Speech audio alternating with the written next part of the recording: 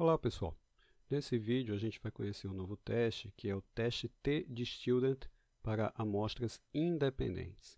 De forma geral, o que é que esse teste faz? Ele compara médias entre dois grupos, por isso que a gente chama independentes, porque a gente vai ter dois grupos distintos, só que eles têm uma característica especial. Eles são formados dentro de uma mesma variável. Esses dois grupos que a gente vai comparar, eles são formados, se a gente for falar em planilha, dentro da mesma coluna. A gente vai pegar uma coluna no PSPP, dividir essa coluna em dois grupos, e a partir daí a gente vai comparar as médias desses dois grupos formados dentro da mesma coluna. Vou explicar melhor como é que isso funciona. Vejam só, imaginem que a gente tem uma variável chamada sujeitos. É o nome da nossa variável, Sujeitos é a variável que a gente vai trabalhar. Essa variável sujeitos aqui, na nossa planilha, ela é uma coluna. Então, a gente tem uma coluna com vários números, que lá em cima tem o título sujeitos. Essa variável, ela é escalar, então é uma variável numérica que pode ser expressa na forma de uma escala, e ela também tem distribuição normal. Isso é obrigatório para a gente aplicar o teste T-Distilled para amostras independentes.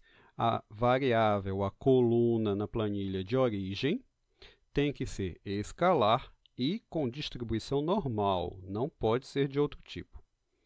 Nessa variável sujeitos, a gente tem esses participantes aqui, esses dados desses participantes. Temos o sujeito 2.0, sujeito 2.1, sujeito 1.0, sujeito 1.1, sujeito 3.0, sujeito 3.1. O que é que a gente tem que fazer com esse pessoal aqui? A gente tem que dividir esse pessoal que está numa mesma coluna em dois grupos independentes. O que é que significa que eles devem ser independentes? Quer dizer que quem está em um grupo não pode se repetir no outro grupo. A gente não pode ter pareamento, porque senão aí a gente teria que usar o teste T para amostras pareadas, o que não é o caso aqui. Então, os dois grupos devem ser exclusivos. Não pode ter repetição de sujeito de um grupo para o outro. Quem está no primeiro não estará no segundo. Quem estará no segundo não estará no primeiro. Grupos distintos. Pois bem, uma vez que agora eu tenho estes participantes aqui na coluna, eu quero dividir em dois, eu tenho que usar alguma coisa, algum critério, para dividir esses dois grupos. No caso, o critério que eu vou utilizar aqui é qual é o número que vem depois do ponto. E vejam, todos eles terminam ou com ponto 0 ou com ponto 1. Então, eu vou usar esse critério para dividir. Numa situação teste real, e a gente mais ou menos vai fazer isso na nossa planilha fictícia, a gente poderia usar, por exemplo, o critério de ser masculino ou feminino. A gente poderia também usar como critério ser casado ou solteiro. A gente poderia usar como critério ser alto ou baixo, maior de 18 anos, menor de 18 anos, está empregado ou desempregado. O importante é que seja uma divisão binária, em que você tenha uma variável que divida a tua variável que você quer estudar em dois grupos. Então, a gente tem que ter aí uma divisão binária. Então, o que foi que eu fiz aqui? Eu coloquei todo mundo que está no grupo ponto 0 de um lado e todo mundo que está no grupo ponto 1 do outro lado. Eu reorganizei. Então, aqui eu tenho o sujeito 1.0, sujeito 2.0, sujeito 3.0. E aqui no grupo ponto 1 eu tenho a mesma coisa, mas com ponto 1. Todos eles estão na mesma coluna. Todos eles estão na mesma variável. O que eu fiz foi apenas uma divisão imaginária, partindo do critério do que vem depois do ponto. Esse foi o meu critério. E aí, o que é que eu vou fazer agora? Eu vou comparar a média desse pessoal aqui com a média desse pessoal aqui. E é isso que o teste T para amostras independentes ele faz. Ele vai comparar essas duas médias. Ele vai me dizer, por exemplo, se essas duas médias são semelhantes, ou seja, não há uma diferença significativa entre os dois grupos, ou se essa diferença encontrada aqui entre as médias ela é significativa e a gente tem que levar ela em consideração na hora de fazer a nossa análise. Então, eu poderia ter aqui o grupo masculino, o grupo feminino e comparar a média de uma determinada variável.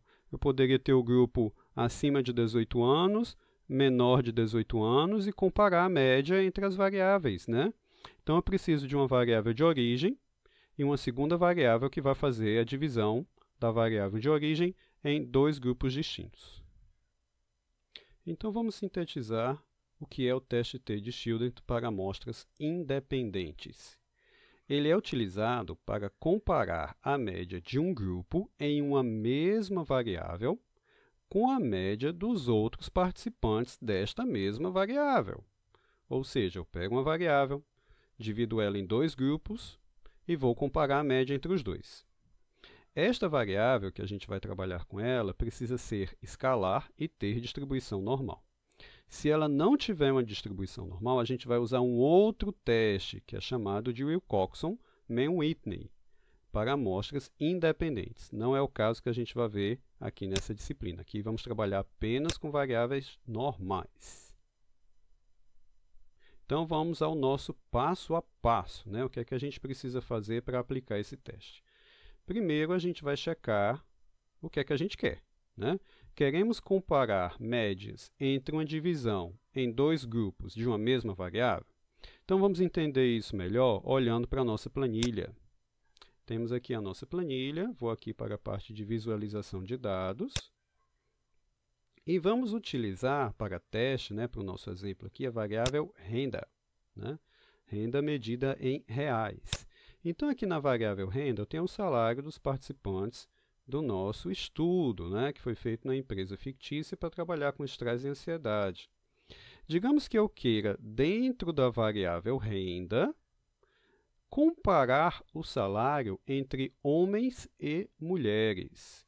Eu quero saber se existe uma diferença significativa ou não entre o salário dos homens e o salário das mulheres. É isso que eu quero fazer. Então, poxa, eu tenho uma mesma variável, renda. Eu posso dividir essa variável em dois grupos, masculino e feminino, né? Eu posso dividir isso aqui. Eu tenho uma variável sexo, que está bem aqui, ó, que ela me permite fazer essa divisão da variável renda em masculino e feminino.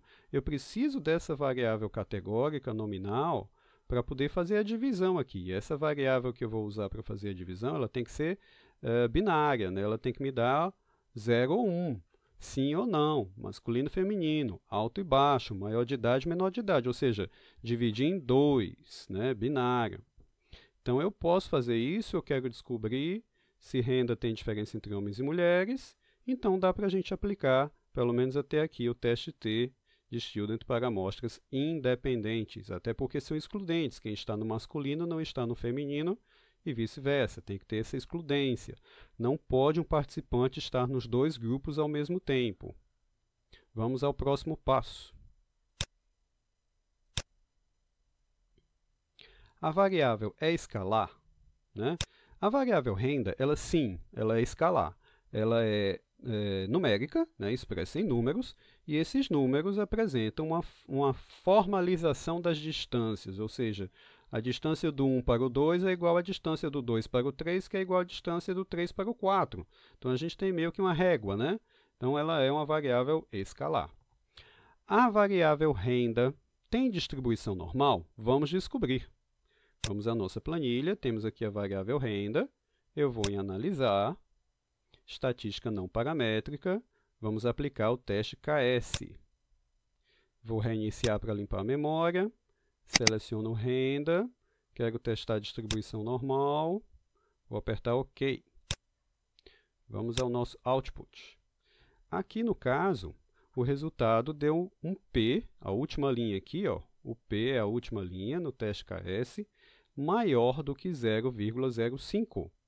Então, a gente vai ter que manter a ideia, não podemos rejeitar H0, vamos manter a ideia de que a nossa variável tem sim distribuição normal. Então, até aqui, tudo bem. Tem sim, é sim uma variável escalar e tem sim distribuição normal. Então, vamos à frente. Passo 4. A variável tem uma outra variável, nominal ou ordinal, que divide ela integralmente, ou seja, divide 100% dos valores em dois grupos distintos? Sim, tem. No caso, a nossa variável que faz isso é a variável sexo. Ela divide a variável renda em dois grupos integralmente, né? 100% dos participantes podem ser divididos em masculino ou feminino. Mas, Maia, e se aqui em renda ou aqui em sexo tiver um missing? Não se preocupem, se tiver um valor ausente em alguma dessas duas colunas aqui, tá? Não se preocupem, o programa vai ignorar esse sujeito e vai fazer a nossa análise descartando os participantes que tiverem ausência de dados, missing, em algum dessas colunas aqui que eu estou pintando para vocês. Bem, o que é que a gente vai fazer agora? Escrever H0. Lembre-se, a gente tem que escrever H0 para a gente entender o que é que a gente está testando. Aqui eu fiz a estrutura geral do H0 para o teste T de Student em amostras independentes. Não há diferença estatisticamente significativa entre a média do primeiro grupo e a média do segundo grupo da variável x, seja lá qual for essa variável, considerando o nível de significância de 95%. H1. Ocorre diferença estatisticamente significativa entre a média do primeiro grupo e a média do segundo grupo da variável x, seja ela qual for, considerando o nível de significância de 95%. Então, fizemos H0 e fizemos H1. Podemos seguir adiante. Sétimo passo. Realizar o procedimento do teste T para amostras independentes no PSPP. Vamos agora ver como é que a gente faz isso na planilha. Vamos lá. É uma análise, vou clicar em analisar. Eu vou comparar médias, então venho para o menu comparar médias. No caso, eu procuro essa palavrinha aqui, ó, independente, né?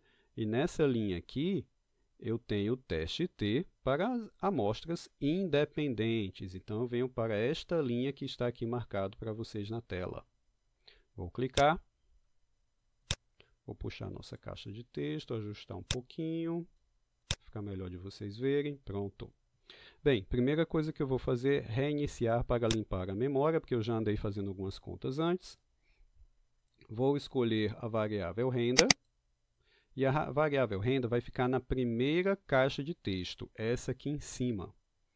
Lembrem-se, a gente quer dividir essa variável renda entre masculino e feminino. Então, eu vou ter que colocar a variável que vai criar dois grupos a partir da variável renda. E eu vou colocar bem aqui, ó, onde tem variável de grupamento, uma palavra em português meio esquisita, né? Só tem em inglês mesmo. Mas a gente poderia dizer que a gente vai colocar aqui a variável que vai dividir renda em dois grupos independentes. No caso, é a variável sexo. Então, vou clicar em sexo e vou colocar ela para cá. Eu tenho que clicar nessa setinha aqui, ó. Eu clico nessa setinha bem aqui, com o cursor aqui, e a variável sexo veio para cá. Ok. Agora eu vou explicar para o PSPP quais são esses grupos que eu quero a partir da variável sexo. Então, eu vou clicar aqui no botão, ó, definir grupos. Vou clicar nesse botão aqui e vou fazer algo muito simples. Eu vou dizer que no grupo 1, eu quero, por exemplo, o masculino, e no grupo 2, eu quero o feminino. Muito simples. Eu estou apenas explicando quem é quem, né, para o PSPP. Aqui temos que o grupo 1 é o masculino, o grupo 2 é o feminino. Mas eu poderia trocar? Pode trocar. Você só tem que ter o cuidado de saber quem é quem. Você tem que saber quem é o grupo 1 e quem é o grupo 2. Você só tem que ter cuidado com isso aí. Mas pode trocar se quiser. Então, vamos clicar em continuar. E agora, vamos apertar o botão OK. E aqui vamos analisar a nossa tabela. Deixa eu expandir um pouco mais aqui, porque pronto, fica melhor de ver. Vamos aqui para baixo, ó. Aqui era eu fazendo o teste de normalidade. Aqui é o que vai interessar para a gente mesmo. Na primeira tabela, ele me mostra o seguinte, olha, a variável renda foi dividida em grupo masculino e grupo feminino. Estão vendo aqui? Renda masculino, renda feminino. Renda masculino teve 137, né, no N, o tamanho da amostra, e renda feminino 160. Então, a gente já sabe que temos 160 mulheres e 137 homens. Na nossa empresa, há mais mulheres do que homens. Ou melhor, na nossa amostra, né? Os homens têm um salário, em média, de R$ 2.858,61, enquanto que as mulheres têm, em média, um salário de R$ 2.986,23, o que, no olho, aponta para que o salário das mulheres, na nossa amostra, nessa empresa fictícia, é um pouco maior do que o salário dos homens.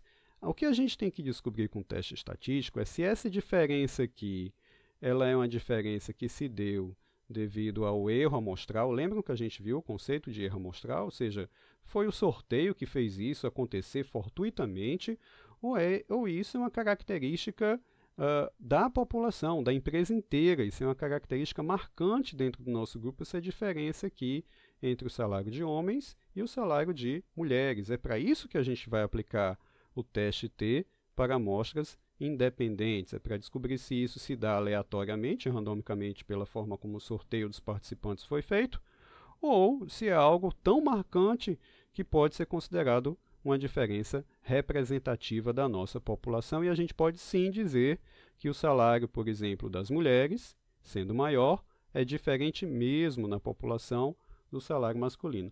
Mas isso a gente diz com certeza absoluta? Não. Lembre-se, a gente vai trabalhar com margem de erro, intervalo de confiança, todos os outros conceitos que a gente viu na aula passada. Então, vamos agora analisar o teste de amostras independentes.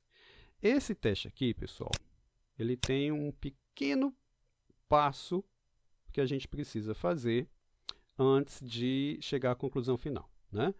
Vamos lá. O passo 8 a gente já fez, que o passo 8 seria observar a diferença entre as duas médias dos dois grupos. A gente já fez isso, a gente já viu que o salário das mulheres é um pouquinho maior do que o salário dos homens. Então, vamos para o passo 9, né, que é essa etapa, que é uma etapa a mais que existe no teste T para amostras independentes. Vamos lá, nono. O teste T de Student para amostras independentes exige uma avaliação da variância pelo teste de Levene. Gente, não se assustem. Eu vou até pular esse texto para não complicar muito com questões estatísticas e matemáticas e explicar qual é a questão-chave. Vamos aqui para o nosso resultado. Vejam que aqui no nosso resultado, que é essa tabela bem aqui, eu tenho duas linhas, certo? Eu tenho essa linha de cima e essa linha de baixo. Eu vou analisar, no final das contas, a linha que estiver completa. Vejam que essa primeira linha aqui, ó, tem esses dois valores, ela está completa. E essa linha aqui de baixo está vazio, aqui. Então, vai me interessar a linha que está completa. Mas por quê? Lá no passo a passo tem uma pequena explicação, né? O teste T de Student para amostras independentes, ele tem dois estilos de ser feito, duas formas de ser feito. Você escolhe qual a forma que vai utilizar a partir da linha que estiver completa. Então, tem essa forma de fazer e tem essa outra forma aqui de fazer. Escolham a forma em que tem a linha completa. Vamos pular todo o porquê estatístico para ganharmos tempo e não complicarmos a nossa vida de psicólogo. Então, vamos para cá. E agora, a gente vai procurar esse P. No caso, o P nessa tabela, ele está aqui onde tem SIG, duas caudas. Onde tiver SIG, duas caudas, nesse caso específico desse teste para esta situação, a gente vai procurar esse P, que é onde tem a linha completa. Ó, tá vendo? Tem aqui, linha completa, então a gente vai trabalhar com esse primeiro P aqui, que é de 0,333. Vejam que esse segundo aqui é diferente, a gente vai ignorar esse daqui porque a linha não está completa. A gente vai trabalhar apenas com o P que tem a linha completa. Então, achamos o nosso P, é onde tem o SIG, duas caudas, 0,333, esse daqui. Encontramos o valor do P, né? E cuidado para não confundir com o P para o teste de Levene. O P para o teste de Levene, que a gente não vai entrar nesse detalhe, para não complicar, é esse daqui. A gente não quer esse. A gente quer esse que tem duas caudas. É com esse aqui que a gente vai trabalhar. E apenas onde estiver a linha completa. 0,333. É esse daqui que a gente vai trabalhar. Mas se a linha completa fosse essa segunda, aí a gente usaria esse segundo aqui. Não é o caso. Então vamos lá. Caso o resultado seja P maior do que 0,05, não podemos rejeitar H0. Ou seja, a diferença encontrada, caso tenha, e a gente achou a diferença, o salário das mulheres foi um pouquinho maior do que o salário dos homens. Não é estatisticamente significativa e paramos por aqui, que foi o caso que a gente encontrou. Como o salário das mulheres foi um pouco maior, mas o P foi maior do que 0,05, mesmo esse salário das mulheres se mostrando com a média maior, a gente não pode confiar. Lembre-se da questão de margem de erro, intervalo de confiança e erro amostral. Qualquer coisa, voltem à aula passada. Não podemos rejeitar H0. Vamos lembrar o que é H0. H0 afirma que não há diferença estatisticamente significativa entre a média dos homens e a média das mulheres, no que se refere à renda. Então, a gente não conseguiu rejeitar a afirmação de que não há diferença. Então, a gente tem que manter a afirmação de que não há diferença. A gente vai sustentar a afirmação de que não há diferença, considerando o nível de significância de 95%. Caso o P fosse, não foi, mas caso fosse P menor do que 0,05, então a gente rejeitaria H0. E a gente iria dizer que, olha, é diferente o salário entre homens e mulheres nessa empresa onde a gente está fazendo o nosso estudo. Não foi o caso, né? Se fosse menor do que 0,05, aí sim, a gente iria manter a ideia de que o salário das mulheres é um pouquinho maior. 13º passo, aceitando H1, não foi o caso, devemos descrever e interpretar a diferença entre as médias encontradas. Não foi o caso na nossa situação. É isso, gente. O vídeo ficou um pouquinho longo, mas porque a gente teve o teste de Levene, eu quis explicar também bem passo a passo como é que a gente faz tudo. Na prática, vocês vão ver que a gente faz esse teste aqui em 1 minuto. É bem rapidinho quando a gente pega o jeito de fazer. Qualquer dúvida, coloquem nas postagens e obrigado por terem ficado até aqui.